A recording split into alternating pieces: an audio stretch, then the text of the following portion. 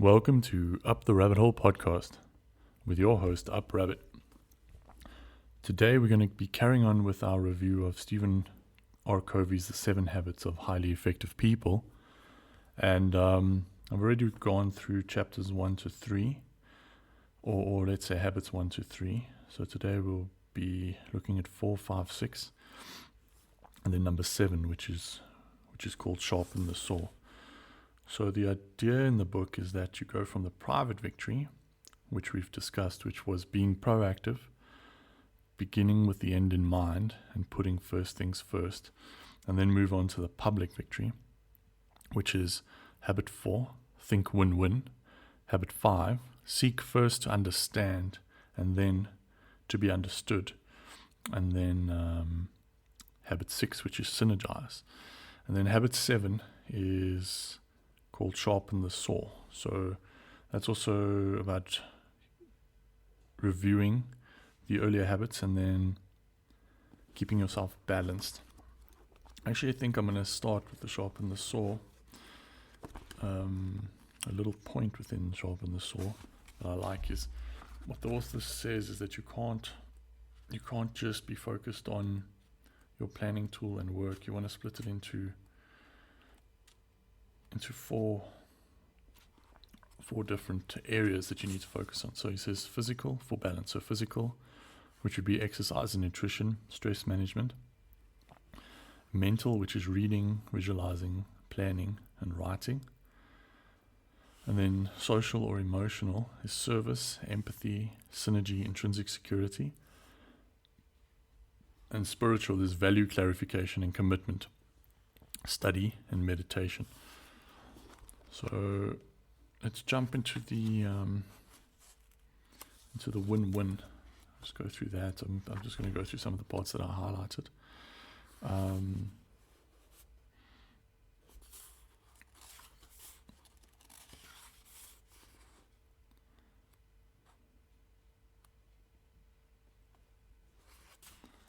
So before the author jumps into that habit, he has a little chapter on paradigms of independence and the idea of deposits that you make into other people so that you can work with them. So some of the examples of the deposits are understanding the individual, attending to little things, keeping your commitments, clarifying your expectations, and then showing personal integrity. So I like this. The author says, lack of integrity can undermine almost any other effort to create high trust accounts. People can seek to understand, remember the little things, keep their promises, clarify and fulfill expectations, and still fail to build reserves of trust if they are inwardly duplicitous. So the author gives you ideas about how to deal with people, how not to lie, how to raise your trust. And then he moves into the win-win. So, there's a few ideas. You get win-win, win-lose, lose-win, lose-lose, win-win, win, or win-win, no deal. And if you read the chapter, you can go through each of those, but I'll just read you the win-win. So win-win is a frame of mind and heart that constantly seeks mutual benefit in all human interactions. Win-win means that agreements or solutions are mutually beneficial, mutually satisfying. With a win-win solution, all parties feel good about the decision and feel committed to the action plan. Win-win sees life as a cooperative and not competitive arena. Most people tend to think in terms of dichotomies, strong or weak, hardball or softball, win or lose. But that kind of thinking is fundamentally flawed. It's based on power and position rather than on principle. Win-win is based on the paradigm that there's plenty for everybody, that one person's success is not achieved at the expense or exclusion of the success of others. Win-win is a belief in the third alternative. It's your way or my way. It's a better way, a higher way. So, obviously I would suggest, as I said, read the book, go read through those different definitions. But the idea is that win-win is better. It always works out better. And I've been trying this myself.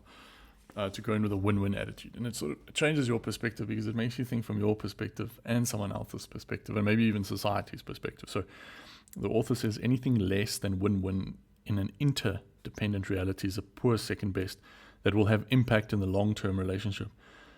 The cost of that impact needs to be carefully considered. If you can't reach a true win-win, you're very often better off to go for no deal. Win-win or no deal attitude. So the author then gives you the 5 dimensions of win-win. So to be in a win-win, you have to be high in consideration and high in courage, because to ask for what you want, but to also be willing to give away a little bit to give the opposing party what they want, and to move forward where it's almost like the happy buyer, happy seller mentality. You have to believe there's abundance and that there's enough for everyone. Whether that's true or not can be discussed. The author goes through the idea that relationships are the foundation of character. And the more win-win relationships you build, the more agreements you will have, the more desired results you will get. And it's very hard to do the win-win because you sort of have to let go of your ego.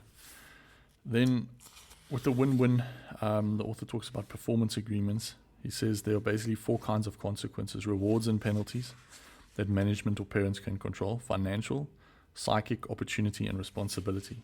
Financial consequences, says the author, include such things as income, stock options, allowances, or penalties. Psychic or psychological consequences include recognition, approval, respect, credibility, or the loss of them. Unless people are in a survival mode, psychic compensation is obviously more motivating than financial compensation. Opportunity includes training, development, perks, and other benefits. Responsibility has to do with scope and authority, either of which can be enlarged or diminished. Win-win agreements specify consequences in one or more of these areas, and the people involved know it up front. So I'm not going to do more on win-win. It sounds like a simple idea, but it's not. It involves a lot of work on your part, and also, as the author says, courage, because you need to ask for what you want. You need to then ask what the opposing party wants. And you need to go into situations in your families or in your relationships or in your business relationships that both parties can win. And I mean, if you've ever played a game, chess or poker, it's very hard to work on a win-win mentality when you're in a winning state. It's hard to stop. So habit 5 is called Seek First to Understand, Then to Be Understood. So this is a chapter about listening, and it's difficult to listen, to truly listen, is what it says. The best part in this chapter that I liked is the author says, don't read while listening to somebody else, don't read your autobiography into what they're saying. So if someone tells you they went on a trip and this, that, and then the first thing you say is, oh, I went on a trip and this happened, and you're not really listening, because your perception of your trip is not their perception. And to truly listen is very difficult, very, very difficult, because your brain wants to jump in and you want to seem clever or smart, or you need to listen. So the author says, how often do we diagnose before we prescribe communication? He says we have such a tendency to rush in to fix things up with good advice, but we often fail to take time to diagnose, to really deeply understand the problem first.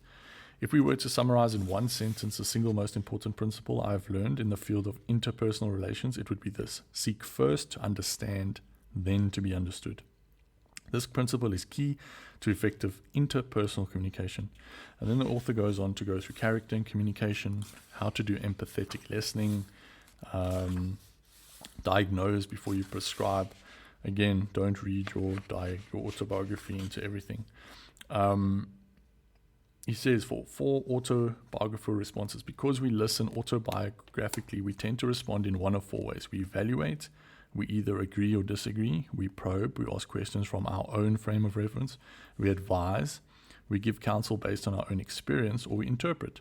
We try to figure people out, to explain their motives, their behaviors based on our own motives and behavior. And the author says these responses come naturally to us. We are deeply scripted in them. We live around models of them all the time, but how do they affect our ability to really understand? Badly. So short term, you really need to listen. So I'm not going to, the chapter's long because obviously it's important, and it's important to try and teach someone to listen. So I suggest you read that. And then the last habit is synergize. So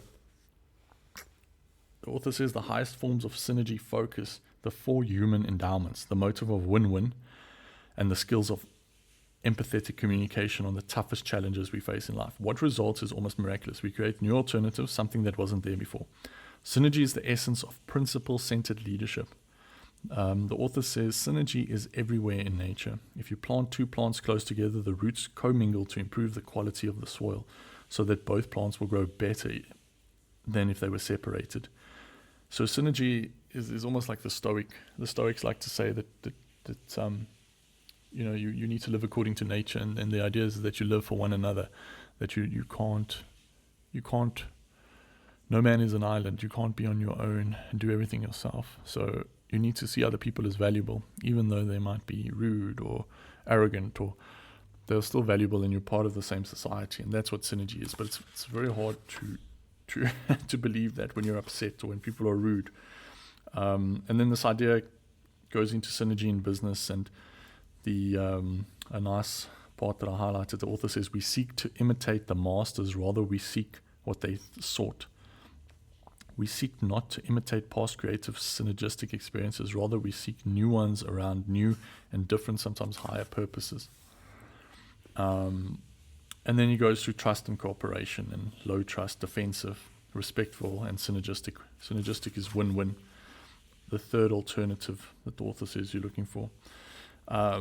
He goes on to talk about negative synergy. Insecure people think that all reality should be amenable to their paradigms. They have a high need to clone others, to mold them over their own thinking. They don't realize that the very strength of the relationship is not having another point of view. Sameness is not oneness. Uniformity is not unity. Unity or oneness is complementariness, not sameness.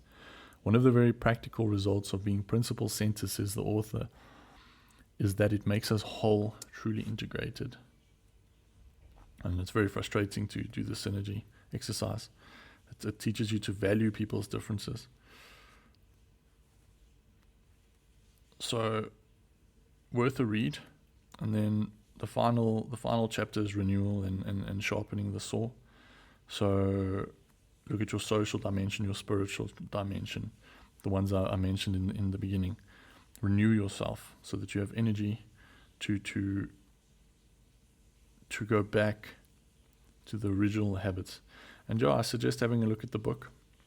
What I found most useful so far is the calendar, and defining your obviously define your principles, because otherwise you don't know how to move through life. And then the author gives you a weekly calendar where you define your roles. So for instance, you would say husband, and then you would say, what do I want to do this week? I'll spend time with my wife, and then you actually put it into the week. Each day you give yourself a top priority, and you give yourself a weekly priority, but you make sure that your goals are in the week, and then sharpen the saw, the physical, the mental, the spiritual. You make time. So if you enjoy listening to violin or reading or writing a diary or writing for yourself or whatever you're listening to a podcast, the thing is, what the author says, if you plan daily, too many emergencies pop up, and you end up in the wrong quadrant of the Eisenhower matrix. So yeah, excellent book. I see there's one called The Eighth Habit and a few others by Sephen Coveys.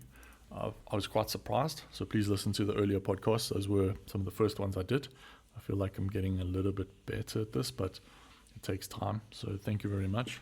Have a great week, and thank you for joining Up Rabbit on Up the Rabbit Hole podcast.